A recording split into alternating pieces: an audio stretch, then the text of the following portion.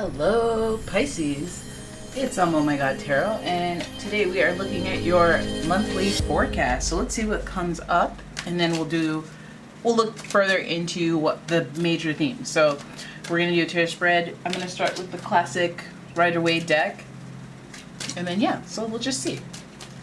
Alright Pisces, so for June, what is coming up in the love and relationships area? Alright, let's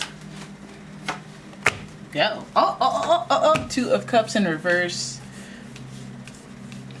followed by the Magician, the Star in reverse. Oops, let's move that over so you can see it. The Knight of Swords and the Four of Cups. So let's start there. And lots of blue in the reading. And for starters, our major arcana are the Magician, which is associated with Mercury, which means Virgo, Gemini energy. And then we have the Star in reverse. So we're gonna go with the Aquarius energy, which is unique, eclectic, revolutionary, rebellious. So what's coming up, we're dealing with a breakup or a disconnect or a separation of some sort with somebody that you feel emotionally, spiritually connected to. So this may be just a hiccup in a connection that you feel for someone. And this is, it's still, when I see the Two of Cups, people get excited when it's in reverse, like, oh God, that's a breakup. But this may just be a hiccup because the Two of Cups energy is still there. There's still that connection. So it only speaks to how, if there is a hiccup, that connection is still lingering, the energy from it is still lingering near. Now, I think that when it comes to this hiccup or person that you may be disconnected with at the current moment, they may be reconnecting with you, communicating through some type of, working their magic type communication wise. So this may be reaching out through text, electronically, in any of that ways. A little bit of maneuvering, I would say, because we have all four elements involved. So it's a little bit of a recipe for them reaching out. Perhaps it'll feel divine, but I think that, it's like when you have this disconnect and you hope for reconnection, but then you don't really know what type, like you don't know how the conversation is going. I just wish this person was back in my life. But when they come back, are they angry? Are they sad? Are they, it takes a little bit of crafty maneuvering and working things out, communicating essentially. So then we have the Star card here, which brings about hope, right? Or a false sense of hope because it's in reverse. The Star card, like I said, is associated with Aquarius. So with this person, they may, even though there may be a seedling of hope with them returning or them coming, or communicating, it may fizzle immediately, or it may feel like a false sense of hope. But again, it may, build you up again with hope, thinking that more will happen. But then it'll make you upset because we have the Knight of Swords here. Knight of Swords is like reacting very quickly. So some of you may have thought that this like communication or this reach out was going to materialize into something significant, or maybe even something minimal. But whatever the outcome is, it just leaves you feeling a little bit stagnant, a little bit bored, and a little upset because this person didn't, maybe they come in and they reach out and you think they're going to come at you with some type of empathy or some type of sincerity.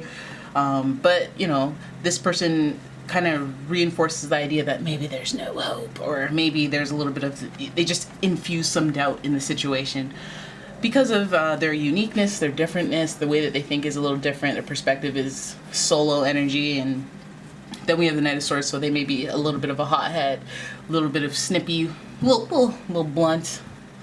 Maybe you don't like the way they talk. This is the sword suit, so that is communication, the intellect. They, again, quick to react, even without knowing all of the information. So then we have the Four of Cups here, and this is like, this person can't be satisfied. Like, this person, like, this could have went smoothly, but no, because they're so reactive, because the way that they choose their words is too hostile or too hot-headed, too impulsive. It may leave you feeling unsatisfied with them, and it makes you feel like, I don't even know, like, it's almost like nothing they can do can make me satisfied at this moment, because I'm not happy with this behavior. I'm not happy with their actions, or the way that they're popping off, or the way that they're just reacting to the situation of communicating. Trying to be an intellectual here. We're trying to live in a society. We're trying to be civil here, and this person seems very reactive. So some of you guys could, let's have a look at what this person, their sign could be. So we're gonna go with Taurus. Taurus is known to be a little bit blunt. The energy around you shows the abundance of nature. It is rich, earthy, and productive, yet relaxed and slow. So this person can show like grace. They want to take care of you, or they want to save you, be a hero. So you know, they have good intentions, but the execution may be a little snippet. You know, what if they're reaching out to be supportive, but then they're overbearing, you know? I feel like, you know, with this person, they may have carry an energy to them that can be beneficial, but then if they translate it in a way that's like kind of annoying, you know, because they think they're, you know, they think they're something special, they think they're unique, which they are, we all are, but again, it may get to their head. We don't want to get in the ego about things. The Star card does represent hope and faith. This person may jumble it, but hey, it might still be there. So this may be a hiccup, and there may be some kinks to work out in communication with this person. Heck, you may be hot-headed, and they may be, you know, unfulfilled or unsatisfied with the way that things are going. But again, the Magician's there to work things out. So let's see what the planet, let's see what kind of energy they're infusing into the situation. Okay, so there's an element of surprise with Uranus, your potential for sudden change, enlightenment, and awakening. So okay, so and Uranus is hovering right over the Aquarius energy. So this is a unique circumstance, and this person, there might be surprises with this person. Again, hot-headed energy because they don't know the whole story of what's going on around you. So they may be overreactive, but I guess because we have so much blue, they may be emotional. They may be, you know, think of that Lord song, Liability. They're a little much for me, you know. They're a liability. You know, I shouldn't have brought her up. I don't even know why I did. But Uranus gives that element of surprise. So this person has some surprises up their sleeve. Hopefully good surprises. But, you know, like we said, with the hot-headed, like, hey, they come in with tenderness and then boom! Where were you last night? You know? But what area of your life are they focused on? Like, what part is upsetting them, or what part makes it difficult when communicating with them that generates this much, you know, trifling intellect? And that would be your 4th house, your home, and the roots of your being. So this person, again, like, this is like your home. Think about your home. Like, think of how much your home matters and how many accents that are about you, your creature comfort, who you are, the foundations of who you are. You know, and this person, you got a problem? You got a problem with some aspect of that? That's wild, man. That's wild. And you know, another sign that cares deeply about their home life is Taurus. Very stubborn. It's almost like somebody who's stuck in their ways and has like a set of belief that is likely not tied to tradition. Again, we have that Aquarius energy, and Taurus, of course, very traditional in whatever sense traditional is. You know, their way of life, their home life, their routine. I feel like this person, maybe you don't line up in that area, and that's what the kink is to work out. Very emotional about that. Maybe it's like, you know, you move that change table to the left a little bit, and this person was unhappy. You know, the relationship takes a hit. You're not happy about it, all right? So we have Aquarius energy running rampant throughout this reading, which leads to unique circumstances, higher learning, and change, you know. Also, you know, they don't say Aquariuses are all about education, but they're street smart. They know what's up.